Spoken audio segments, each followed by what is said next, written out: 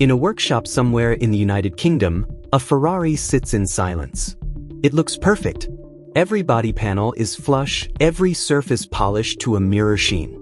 The carbon fiber gleams under the shop lights.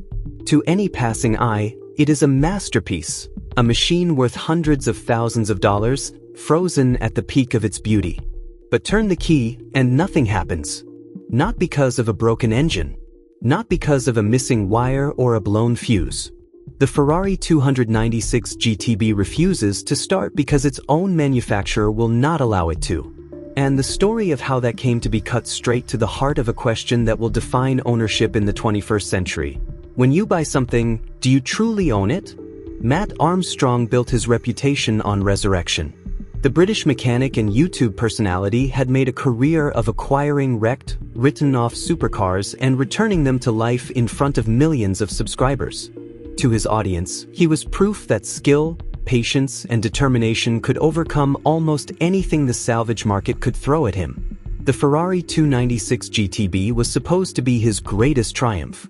The car had lived a short and violent life before Armstrong found it. Exported to Cyprus by its British owner, it had been on the road for just a few weeks when the driver pushed it too hard. The 296 GTB is no ordinary machine. It produces 819 horsepower from a 3.0-liter twin-turbocharged V6 engine paired with a powerful electric motor, and it can launch from a standstill to 100 kilometers per hour in under 3 seconds. When the driver floored the accelerator, the electric motor delivered its torque instantaneously and overwhelmingly, breaking the rear tires loose. The resulting slide became a violent tank slapper, the car swapping ends before it finally struck something solid. The damage was catastrophic. The chassis, the suspension, critical structural components, all of it mangled. An official Ferrari dealership in Cyprus examined the wreckage and gave its verdict: total loss, beyond economical repair. The car entered the salvage market, and that is where Armstrong stepped in. What Armstrong faced once the car arrived at his workshop was not primarily a mechanical challenge. The 296 GTB is Ferrari's first V6 hybrid road car, and its powertrain is among the most sophisticated pieces of automotive engineering in the world. At its core is a 7.45 kilowatt-hour high-voltage battery pack integrated into the floor, complex power inverters, and a proprietary software architecture that governs everything from torque distribution to energy regeneration to safety protocols. When the car suffered its violent crash in Cyprus, those safety protocols did exactly what they were designed to do.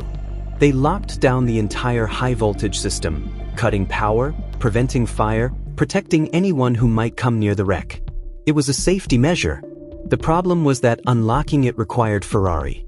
Every time Armstrong attempted to power the car on, the dashboard delivered the same cold message: hybrid system failure. The mechanical work his team completed was extraordinary. Months of painstaking labor, repairing twisted bodywork, reconstructing structural components, reassembling systems with the precision of surgeons.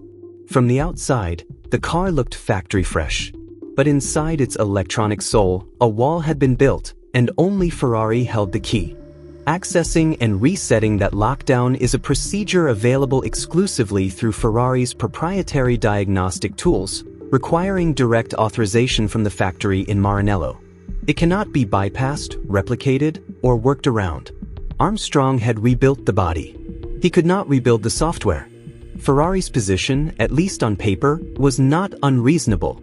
The company offered a path forward: bring the vehicle to a Ferrari-approved body shop for a formal inspection, and parts supply along with software access would follow. For a manufacturer dealing with a complex, high-voltage hybrid system that had been through a severe crash and extensive non-standard repair, that is not an absurd demand. These are vehicles with electrical systems capable of delivering lethal current. Verification matters.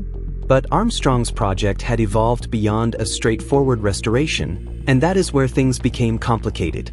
Somewhere along the way, Armstrong made a decision that changed everything. Rather than rebuilding the car in its original road-going specification, he sourced genuine body panels and aerodynamic components from a Ferrari 296 Challenge, the track-only, race series variant of the same car. The modification was dramatic, giving the vehicle the aggressive, purposeful appearance of a competition machine. For Armstrong and his audience, it was the boldest expression of the project's ambition. For Ferrari, it was a problem. The 296 Challenge is not a road car. It is purpose-built for racing and ineligible for public use. Ferrari's global management system, a complex database that tracks every vehicle by its unique identification number and cross-references parts, diagnostics, and service history, flagged the anomaly immediately. A GTB identification number should not be associated with challenge components. Parts shipments, which had initially continued, began to slow. Then they stopped entirely as Ferrari's corporate headquarters stepped in directly. The inspection demand was now not just procedural, it was a confrontation. Armstrong's car, fitted with race car bodywork and rebuilt using unconventional methods, could not pass an inspection designed to confirm factory standard specification. He knew it. Ferrari knew it.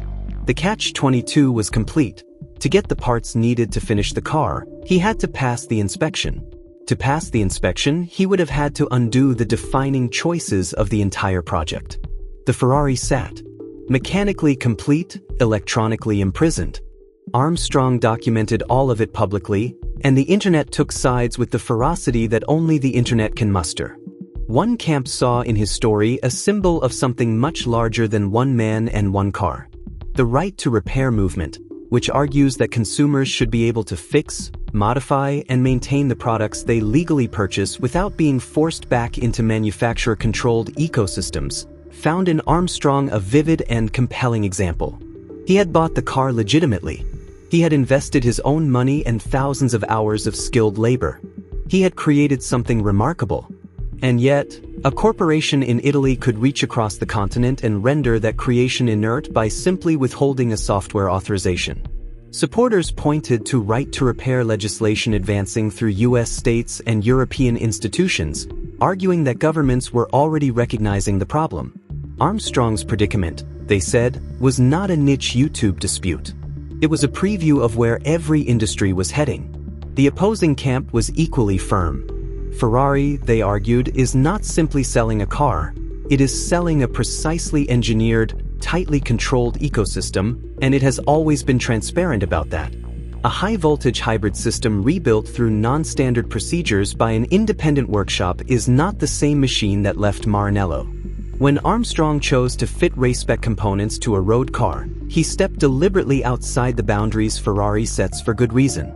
The company's refusal to support a vehicle it could no longer verify as safe was not corporate overreach. It was exactly what responsible engineering demands. Armstrong, in this reading, had made his choices and was living with their consequences. Ferrari itself said nothing publicly. No statement, no comment, no acknowledgement. The silence only deepened the controversy. But beneath the online arguments lies a question that deserves a clear-eyed answer, because it will not stay confined to supercars or YouTube channels. Cars are becoming software platforms. Over-the-air updates can alter performance or unlock features. Subscription models can activate or deactivate capabilities already built into the hardware you paid for. The diagnostics, the safety systems, the core functionality of increasingly complex vehicles, all of it tethered, to varying degrees, to manufacturer authorization. Armstrong's Ferrari is an extreme example of a trajectory the entire industry is on. Farmers have fought the same battle over software-locked agricultural equipment. Consumers have fought it over smartphones and laptops. The frontier keeps expanding. The question that Armstrong's silent Ferrari forces us to ask is not really about one YouTuber or one supercar brand. It is about what ownership actually means in a world where the most critical parts of a product exist as lines of code, and where those lines of code remain, permanently and by design, under someone else's control. He holds the title. He has the keys. He built the car with his own hands. And still it will not start.